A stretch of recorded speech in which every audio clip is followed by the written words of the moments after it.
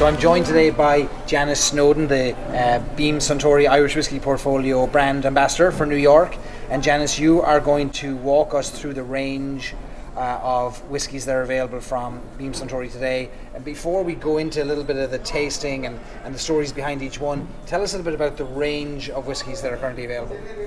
The brilliant thing about Beam Suntory's Irish portfolio is that we do hit so many little niches. You know, for the people who are used to traditional blended Irish whiskey, we have that. We have the Kilbeggan blended. For the bourbon drinker, we have the Kilbeggan single grain, which is being nicknamed the bourbon of Irish whiskies with its high corn content, the way that it's made. We have the only Irish whiskey in the world that has a rye content in it at the moment. Small batch, limited release as well, so a little boutique distillery creating that. We have Tyrconnell, which is a double distilled single malt for your regular single malt Scotch whiskey drinker. We hit that niche too. And then at the very end of it too, we have Connemara, you know, the only peated Irish whiskey in existence at the moment too. So we really do hit every little niche for any whiskey drinker. Fantastic. So there's an amazing history behind each of these products. There's an amazing history behind the company. Why don't we start with something in our glass and let's start talking about a little bit of the history behind some of these products. What do you recommend we start with? Let's go back to the beginning in the Kilbeggan blended, of course. Kilbeggan blended, okay. Absolutely. So Kilbeggan blended, look, what you need from a blended Irish whiskey is smoothness, sweetness, softness, approachability, all of those key words that Irish whiskey is known for. So tell me about Kilbeggan. We've done an episode in the past about one particular interesting story about the Kilbeggan distillery. What can you share with us about the history? It's got a controversial history in the sense that there's some argument about some of its dates, right? That's it. But look, it is the oldest continuously licensed distillery in the world. Okay. So there's the key words. It has been around since 1757 and has managed to keep that license going throughout that entire length of time. But if you go back, look, when you're creating a distillery back in 1757 when it started, what you need a water supply for the ingredients, for the power. If you go there still to this day, our magical little distillery, you see the working water wheel powering that distillery still there. Not powering it anymore, but you still see it working. It's amazing. So when you talk about continuously licensed distillery, there's a fantastic story about why it's been continuously licensed. So you know that the Irish whiskey history had its turmoil in its past, the ups and downs, the highs and the lows, and Kilbeggan was one of those distilleries that did shut down post-Prohibition.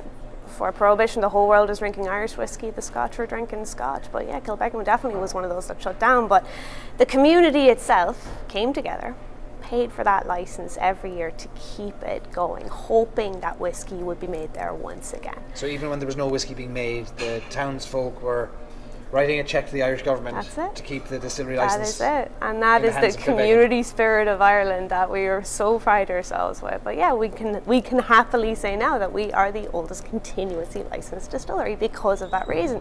Became a museum later, and now we have our little boutique distillery up and running again.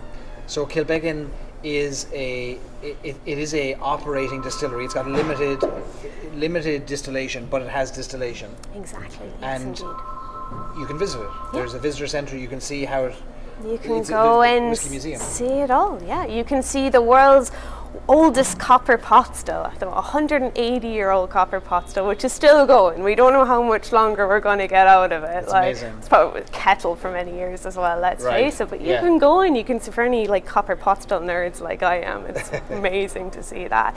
But yeah, a little 1600-litre copper pot still, 180 years old, is what has made one of our whiskies that I'm going to be showing you today. So we're going to taste one of those whiskies, yeah. Absolutely, yeah. But you go in, you can smell the fermentation, all of that. So no, it's magical to be able to say that that is a working distillery after so many years of being shut down. When John Teeling started the Cooley Distillery in 1987, part of his goal was to resurrect old Irish whiskey brands, and he brought Kilbeggan back from not producing to producing, and resurrected a number of the brands along the way, and so Kilbeggan Blend was one of those brands. So this is the blended whiskey, non-age statement. Non-age obviously statement. A minimum of 3 years. Exactly, yeah. So it's an average about a 4 to 5 year old whiskey as well. But it has everything that, like I said, the Irish whiskey should have. But ex-bourbon barrel mature, so you're going to get all the vanilla, the caramel, everything that is known for that, and still every little bit of smoothness as well.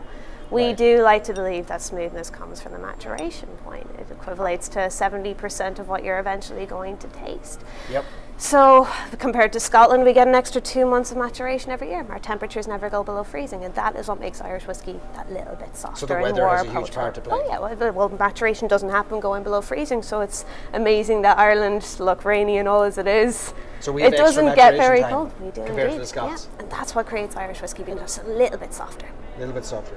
A little bit softer, a little bit smoother. It's very soft whiskey at this time of the morning, which is crazy early. We probably shouldn't be saying that. The Kilbeggan story is fascinating though, because you've got 250 odd years of history, seen the entire, 200 turbulent years of Irish history on its doorstep, and the fact that it's open today, that you can go visit it, you can see where it all began. Yeah. The world's oldest continuously licensed distillery that's amazing, and that's incredible. That's what gets me excited about it. Yeah. Oh no, it's it. You need the magic, you need the stories, you need that old little boutique distillery still making whiskey for people to glitch onto it like. So what whiskies are made in the Kilbeggan distillery today? So not all even though the name is on it, it's made in, some of these whiskies are made in the Cooley Distillery. Exactly, yes. So a certain amount of the Kilbeggan blended will have been made in the little boutique distillery. Okay. But the only whiskey that we do have that has been entirely distilled, matured on site from grain to glass,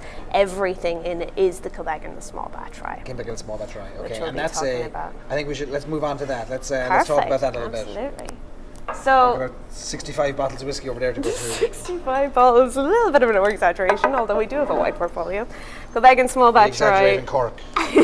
Of course.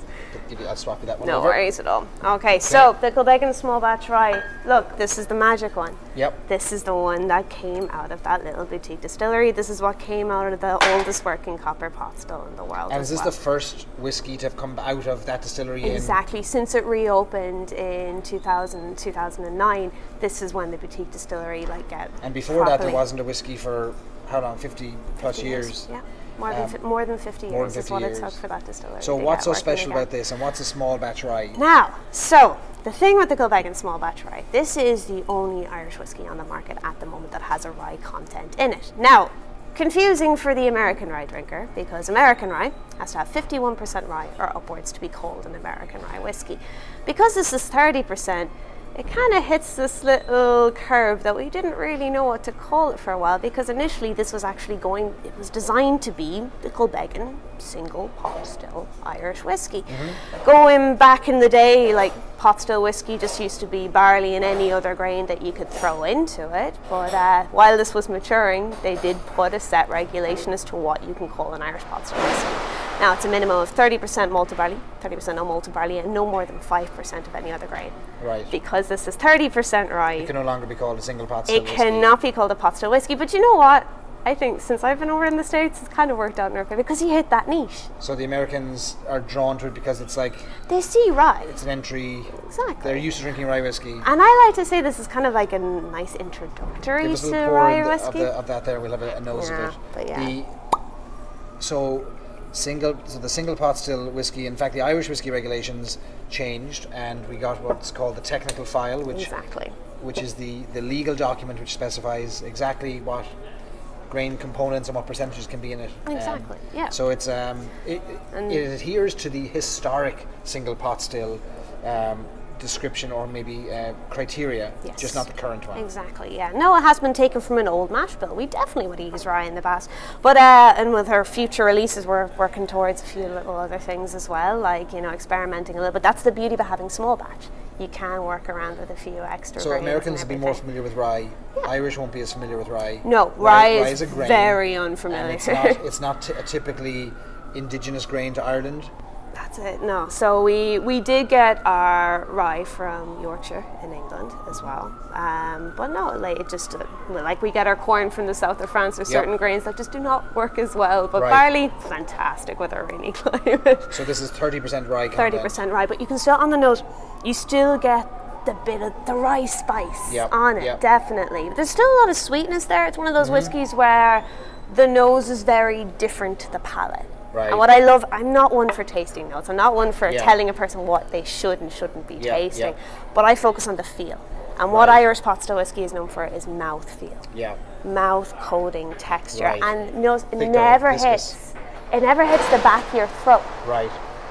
It just stays like in the front and the sides of your mouth. It's an incredible thing. It and that little bit of spice It's amazing, as well. yeah. It's a great innovation to see this coming out of Ireland, and especially coming out of a distillery so old. That's it. And I like the fact that there's something, even though you couldn't technically call it a pot still, I like that it's an old style of pot still coming out of a distillery that would have made that old style back in the day. And that's it. And you get that history from it as well. And like you said, you can go to the distillery and see where this has been made from grain to glass. That's fantastic. Yeah. I love it. It's a brilliant one. And this is available in the United States? It is indeed. So yeah, like it was released in November of last year. So gradually working its way into and there's all not a lot of this. Stores about. It is going to be a limited release, but we're at the early stages of a limited release, so it's going to be around. It's still available. We're still good. Yep. I'm clutching onto this as much as I can. Anyway, this is my baby. For our American viewers, where is Kilbeggan in Ireland? Whereabouts is it? So I'm over here as part of an ambassador program. So there's a few more of us. So we have a Boston rep, we have a Philadelphia rep, we have a Wisconsin rep, we have an upstate New York rep, we have a New Jersey rep. Sorry, I can't list off, but any one of those, we're bringing it in and we're making sure that the word of Kilbeggan has been spread around these states and everything. There's about 11 of us in total now at the moment. Very good. Tell me about the town of Kilbeggan then. Where, how would you get to Kilbeggan? So for many Americans, is Kilbeg, what is the name even Kilbeggan? So it's a town? It's a little town, County Westmeath. The way that because Galway is my home, the way that I always put it to Americans when I'm talking about Ireland, because everyone knows Dublin and Galway and Cork, the way I say, okay, if you fly into Dublin, you're driving to Galway, there's the motorway that takes you through. Take a little detour about an hour and 15 minutes into the motorway and go into County Westmeath. So it's this lovely 50-50 difference between distance difference between Dublin and Galway. It's only an hour outside Dublin. Exactly, yeah, and it's only an hour outside of Galway as well. So wherever you are, whatever way you're kind of working your way between those two major places, which should always be seen as well. It's a proud Cork man yourself, you'll always insist on people visiting your hometown. But so and Kilbeggan's still a small town. It's farming country. That's it. No more. I'd say the population about 1,600, if even. Yeah, it's amazing. Tiny. Very proud little community as well, though. It's fascinating going into the little bars and around the distillery as well. Everyone's proud of their Kilbeggan. There's about 3 major bars in Kilbeggan. That's all it is. I love this. This is great. It's just not an expected Irish whiskey. It confuses so many people. You do have to say to people, do not, if you're used to rye whiskey, don't go in picturing what you normally associate it with. It's something that's going to challenge your senses completely, your nose and your palate, but in the best way possible. So swap this one out, and what else have you got from the Kilbeggan range? So we won't drink it, but we'll look at it. We won't drink it, but we'll look at it. It is very early in the morning, It is. Kilbeggan single grain. I'll talk to you about this one now. So what is a single grain? Single grain, much and all as the name may deceive you, does not mean one grain. It means one distillery. Yep. And this actually has 2 grains in it. It is corn and barley, but a really high corn content, 94% corn to 6% malted barley. So it has an awful lot of that sweetness that American bourbon and American whiskey would have. So this is where there are a few Irish single grains in the market, absolutely, but this one would definitely have. So bourbon, 51% corn minimum. Yep. So this even goes above and beyond. So if you're a bourbon drinker, would you like this? Oh, definitely. This is a bourbon drinker's Irish This is it, and this is how I kind of put it to people, But it still has the smoothness of Irish whiskey. Yep. It will still keep that, but you're going to get all these wonderful sweet notes as well. You're going to have, on the nose, coconut. Everyone always seems to get coconut, banana, vanilla. Like I said before, I'm not huge into giving major tasting notes or nosy notes, but this one definitely has all of those sweet notes. The vanilla, the caramel still coming through. Higher proof as well. The small batch rye is the same. It's actually 86 proof, 43 ABV. So it does pack a little bit more of a punch as well. Is that the same in Ireland, or is it lower? Is it 40% Ireland? It's the same in Ireland, yeah, which is rare enough. What we love doing with this guy, it's a it's lovely to drink straight up, but it's a perfect Irish coffee base or a cocktail base because of that higher proof. When you have a stronger flavour of something coming through like coffee, the flavour of the whiskey shines through, and like mixing that with the coconut, the vanilla notes, nice kind of sweeter Irish coffee. Yeah, no, it's perfect. So that's been single can be a term I've seen that definitely confuses a lot of drinkers. 100%. So anytime you see the word single on any Irish whiskey, any Scotch, it just means one distillery. It doesn't mean like single pot still is not one pot still. Yeah, it's just one distillery. It's one distillery. Everything happens in the one distillery. Exactly. And that's as opposed to like in Scotland, you've got grains coming from many different distilleries into a bottle that would. So yeah, that can be confusing. So single grain, single distillery, a grain component that is not just barley. 2 grains in this one. 2 grains in this one. Barley and corn. Yes, indeed. Love it. Okay, great. So that's the Kilbeggan range. Yeah. So these all represent the famous Kilbeggan distillery, but there are 3 real there's 3 ranges, 3 different brands within the Irish whiskey portfolio for Beam, right? So you've got Kilbeggan. What's the next one you want to tell us about? So let's talk about Tyrconnell next. Okay, great. And Tyrconnell, look, if you want a good Irish whiskey story, this is an incredible. I want a good Irish whiskey story. Look, Tyrconnell is named after a chestnut colt horse. A chestnut colt horse. A chestnut colt horse that won against what legend says the odds against 100 to 1. But as Irish people, it can be a little bit more dramatic. Sound like good odds to most me. Fantastic odds. So it's the Watt distillery that was located in County Derry. And on a completely tragic note, one of the major name behind the Watt died tragically on a horse, and it was his 23-year-old nephew Andrew Watt that took over from the distillery.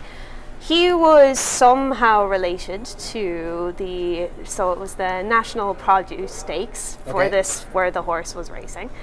And we don't know whether he owned the horse or not, but Tyrconnell was the horse that won that race. So we don't know whether it was paying homage to his wonderful uncle who set up this fantastic distillery and got it rolling, or whether he actually had something to do with the horse. But either way, it's a fantastic story to tell people, and kind of goes with the highs and the lows of the Irish whiskey industry too. So Andrew Watt created this whiskey brand. Yes, indeed. So there were 2 different distilleries. There was the Abbey Street Distillery and there was the Waterside Distillery. Both in Derry. Yes, indeed. So both in Derry. And this would have been the biggest selling Irish whiskey before Prohibition. Wow. So this is going all over the world. Exactly. Out of Northern Ireland. Exactly. Yes, indeed. And shipped all around the world. This died with the almost near death of the Irish whiskey. That's it. And even a little bit earlier, actually shut down in 1921. But yeah, and also there was a fire that happened in the distillery itself. A few of the locals unfortunately passed away in said fire, and they shut the doors down. And then 1970s, whatever was left of the maturing whiskies there, another fire happened in the 70s with the location of Derry. That could have very well been the reason, but it's a lot of things happen in this distillery, but a fantastic whiskey story to be able to tell to people. So John Teeling brought back the brand in the Cooley Distillery in the 1980s. Yes. Resurrected the brand. Loved the story behind it and everything. Yeah, fell in love with the story. Yes, indeed. So he was doing a thesis that he was doing on the rise and the fall of the Irish whiskey industry, and they found out all of these wonderful stories behind Locke's distillery for Kilbeggan, the Watts for Tyrconnell. So why wouldn't you want to resurrect some of these fantastic whiskies? A cheaper gamble might have been to buy a chestnut colt rather than a full distillery. He went for the whiskey instead. Smart man. And so Tyrconnell now has been in continuous production for quite a while, right? Through Cooley. Yes, indeed, absolutely. And there's a load of variations of this as well. So this is the non-age statement Tyrconnell. Once again, single malt, double distilled as well. Yep. But has this wonderful kind of leathery nose to it. Gets all the toasted oak from the bourbon barrels. I like to say that this is the perfect. So when it comes to making Irish whiskey, there should be 3/4 major ingredients: your water, your barley, your yeast, and 4 being thyme. And the Tyrconnell non-age statement kind of just gives you all of that, just all of the wonderful. Once again, those Irish whiskey should have lovely citrusy notes and kind of green fruits as well. And this keeps it. But there's a term that I use in this country that nobody understands when I say biscuity. Biscuit. Biscuit does not exist in this country. Cookie-like. But it's not even cookie. Like the way I say it generic, it's like graham cracker, Triscuit cracker. That cereal biscuit malted sweetness kind of a crumbliness is the best way that I would put this. So double distilled is kind of flies in the face of the myth that all Irish whiskey has to be triple distilled. Absolutely, yes, indeed. Much of the Irish whiskey output is triple distilled. Yeah. But it doesn't have to be. Doesn't have to be. Absolutely not. So all of the whiskies that come out of Cooley Distillery in Kilbeggan are all double distilled. Exactly. Yes, indeed. What they were kind of looking for when they created Cooley Distillery is looking to what people were drinking at the time, and what people were drinking at the time was Scotch. And all bar one distillery in Scotland, Auchentoshan, is double distilled. Right. So that's kind of like the idea. And what we kind of say is that sometimes, look, triple distillation, Irish whiskey is a fantastic thing, but sometimes you can strip away some of the flavours as well. So this is why we've hands down been a double distilled whiskey since Cooley became a thing. Can I take a drop of this? Absolutely, go for it. Help yourself. It's been about an hour since breakfast, you know. So double distilled, single malt. Yes, now the Tyrconnell range. This was the this is the non-age statement, just the original Tyrconnell. We have a few 10-year age statements with cask finishes. So all of Tyrconnell is matured in ex-bourbon barrels, refill bourbon barrels, but you can give whiskey an extra life and extra seasoning by finishing it off another cask. So we have a 10-year age statement with a sherry cask. Okay. We have a 10-year age statement with port, and another one with Madeira. And you have some of those bottles with you. So I have the limited release ones of it, because we also have a 15-year-old Madeira cask that was a limited release. There's a 16-year-old, and coming out next month as well, we are going to have the 16-year-old sherry muscatel cask finish. So with Tyrconnell, we've played around with all these wonderful fortified wines to just give it that little bit of an extra seasoning. So is that the future of the Tyrconnell brand, is the finishes, the cask finishes, or is that the like with the limited releases, that's what we're doing for the moment, except like the 60, we did have a 16-year-old that didn't have the extra fortified wine cask finishes, but no, that to me, that's my favorite out of the portfolio, that one. That to me is everything that an Irish single malt should be, but the cask finishes are wonderful to play around a little bit. No, I like this a lot. It's I think it's a great way to introduce people, maybe even Scotch drinkers, to Irish whiskey who are used to a single malt, but there's something... It's the term that's romanticized. You hear the single malt to the whiskey drinker, it just hits them in the heart somewhere. Absolutely. Yeah, I mean, that phrase is more familiar to Americans than single pot still at the moment. That may change in time, but... No, this is I really enjoyed this one, and I've enjoyed some of the other special finishes you have too. We have some of those. Absolutely, on display in the back there as well. The Madeira cask and then the Oloroso Muscatel cask finish. So the Tyrconnell, I love the story behind it. I love that John Teeling fell in love with the story. I love that he used this as a launch pad to create additional expressions, all because of a horse that beat the odds. And I think the Cooley Distillery beat all the odds back in the day as well. That's it, you know. So Tyrconnell, that's what you have from the Tyrconnell range for us to look at. Exactly. And then there's a third brand in the Irish whiskey portfolio. Yes, indeed. So we have... Give you that one back. We have Connemara. Okay. This is my wife's favourite Irish whiskey. This is the big niche as well. Okay. Because it is the only peated Irish whiskey on the market. Okay. Peated is associated with Islay in Scotland. So explain what peated is. Peated is basically in the malting process, where when you're drying off your barley, you use peat or turf to kiln off your barley. For the people who don't know what peat or turf is, I always compare it to flammable dirt. Is the best flammable dirt. Flammable dirt is the best way to put it. So you get some flammable dirt. It's the stage before coal, and when you're gonna, if you ever, my grandmother used to burn turf fires, so that's all I can picture, when I smell it, and this is why I love peated whiskies. It just whizzes you back to that certain point in your life. But of course, you're gonna get this smokiness, this campfire, this bonfire, nose and taste to it as well. Now it can be a real love or hate thing, when I'm doing a whiskey sampling and I'm pouring out the samples and people just go, oh, I'll try that one first. You do have to kind of warn people a little bit. It's like, have you had a peated smoky whiskey before? So tell me why most Irish whiskies aren't peated. It's just out of our tradition, really. It's if you go back way back into the past, peat was a fuel source, of course we would have been using it. But it just lost its way in the tradition so as historically there would have been more peated Irish whiskies. Absolutely, yes. And indeed. so how do the Irish dry their barley? So peat, smokeless typically? fuel, natural gas. If you go back way into history as well, they would use anthracite as well. Right. But, yeah. Which doesn't have that odour, doesn't have the flavour. Exactly. That's going into You maintain the clean characteristics Yep. of the barley that way, but there's a few people, no more than myself, who love getting that bit of the smokiness and the peatiness into your whiskey. But when you're looking at the real whiskey nerd question when it comes to a peated whiskey is, what's your ppm? Yep. Like the level So of explain peat what for that it is. as well. So ppm, so like, okay, I'm going to use like, so another whiskey out of the Beam portfolio, Lefroy is a very Yep. famous Islay Scotch whiskey. Prince Charles's favourite whiskey, I think. I hear that indeed. 15-year-old, yes, I think, yeah. But so the Freud has a ppm level of 45. So parts per million. Yes, 45 indeed. parts per million. Exactly. So 45. There's even higher than that. Like the Freud Yeah. isn't even as peaty, This is as smoke, smoky level of as it smoke. gets. Okay. Exactly. This only has a 16. Okay.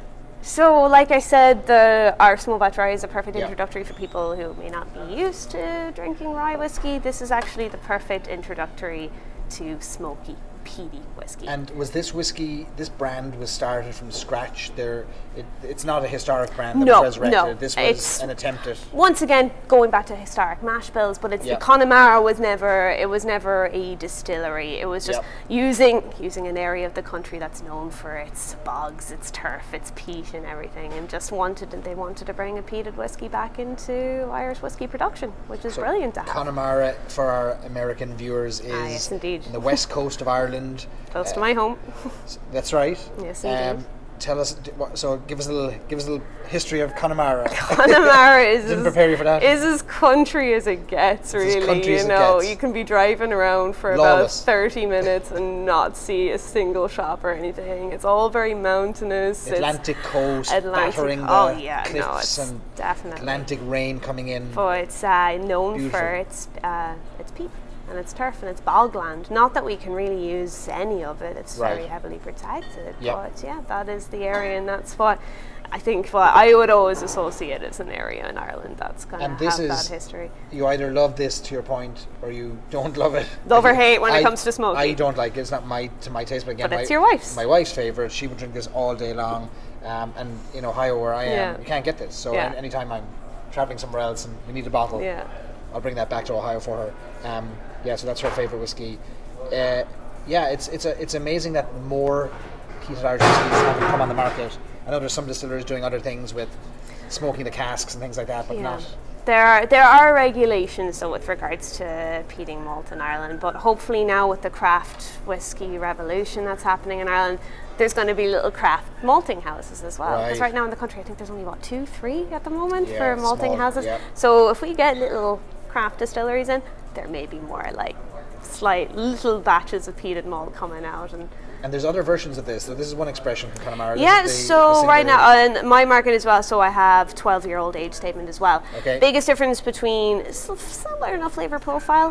Like I said, with the lower ppm level, you're going to get more honey and citrus notes to it that still shine through with the smokiness. Yep. I would say the 12-year-old has more, I personally get more of the medicinal, the iodine that some people love in smoky Right. peaty scotch. That's another level of flavors you can get other than the campfire, the So if you love bonfire. peaty scotches, trying to get into Irish whiskey, Connemara is a little bridge for you. Exactly. You go from here into a non-peated single malt, make your way onto a single pot still, Exactly. in a blend. No, it's great that we have it in the market, and I'm excited that there are other expressions of this too. I've not tried the 12-year-old. I've not tried the extension of the line on this, but it's There's a few that are disappearing as well. There's there? the Turf Moor, which is even more heavily peated, but Okay. yeah. No, that's my little, I find that like this and the small batch rye are the two that work very well for me in New York City. They love having those two niches. So show me one of the bottles of Kilbeggan and one of the bottle and the Tyrconnell bottle. We get the line up here. So Okay. So 3 brands representing the range. I just love that there's a story, like historical background to each of these. It's not just about the whiskey. Like I've always maintained, you don't just fall in love with the taste, you fall in love with the story. And Yeah. the more you know about it and the more you can go and visit where it comes from, I think the more in love you can fall with both Ireland and the whiskey. And so I love that we can go to Kilbeggan, we can visit where this small batch rye is made and where future small batch releases will come from. And I think the story of Cooley is just amazingly, it's just integral to the future of Irish whiskey, that if it wasn't for John Teeling and the Cooley Distillery back in the day, and obviously now the support of Beam Suntory sending this around the world, I think the Irish whiskey landscape would be a poorer place. So thank you for allowing us to taste these early in the morning on a Monday morning. Thank you for having me, Barry. It's great to get some whiskey into us. Good start to the week. That's it, dear God. And good luck getting these into the hands of more Americans, and hopefully they get to try them, taste them, and then ultimately visit the distillery. Yeah, that's it. Bottle their own bottle over there. All about the stories as well behind each and every one of them. We're lucky to have it. Thanks, Janice, for joining us on Stories and Sips. Thank you very much.